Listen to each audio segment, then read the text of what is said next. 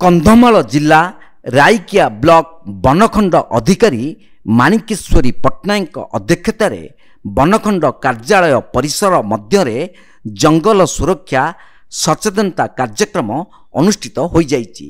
ଏହି କାର୍ଯ୍ୟକ୍ରମରେ ମୁଖ୍ୟ ଅତିଥି ଭାବେ ବ୍ଲକ ଅଧ୍ୟକ୍ଷ ପ୍ରୀତମ ଚନ୍ଦ୍ର ପ୍ରଧାନ ପ୍ରଦୀପ ପ୍ରଜ୍ୱଳନ କରି ଉଦ୍ଘାଟନ କରିଥିବା ବେଳେ ସହକାରୀ ମୁଖ୍ୟ ବନ ସଂରକ୍ଷକ ସେତୋଲିନା ସାହୁ, ବନଖଣ୍ଡ ଅଧିକାରୀ ଯୁଧିଷ୍ଠିର ବେହେରା, ଅଗ୍ନିଶମ ବିଭାଗ ଅଧିକାରୀ ମଞ୍ଚାସୀନ ରହିଥିଲେ।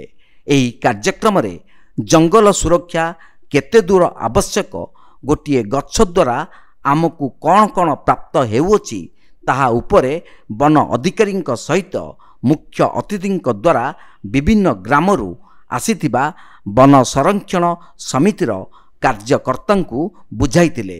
ତତ୍ସହିତ ଜଙ୍ଗଲକୁ କିଭଳି ନିଆଁ ଦାଉରୁ ରକ୍ଷା କରାଯାଇପାରିବ ଏବଂ କିଭଳି ଅତିଶୀଘ୍ର ବନଖଣ୍ଡ ଅଧିକାରୀଙ୍କ ସହ ଯୋଗାଯୋଗ କରାଯାଇପାରିବ, ସରକାରୀ ସ୍ତରରେ ଜାରି ହୋଇଥିବା ଟୋଲ୍ ଫ୍ରି ନମ୍ବର ପ୍ରଦାନ କରିଥିଲେ।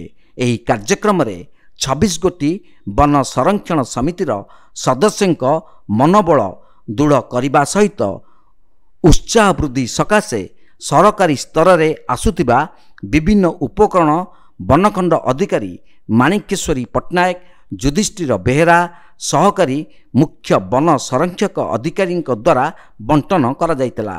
ଏହି କାର୍ଯ୍ୟକ୍ରମରେ ମହାବିଦ୍ୟାଳୟ ଛାତ୍ରଛାତ୍ରୀ ଯୋଗ ଦେବା ସହିତ ଜଙ୍ଗଲ ସୁରକ୍ଷା ନିମନ୍ତେ ଶପଥ ପାଠ କରିଥିଲେ।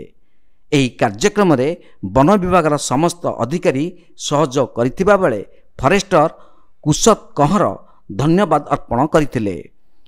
କନ୍ଧମାଳ ରାଇକିଆରୁ ନୃସିଂହଚରଣ ଦାସଙ୍କ ରିପୋର୍ଟ, ତୀର୍ଥକ୍ଷେତ୍ର ଲାଇଭ୍।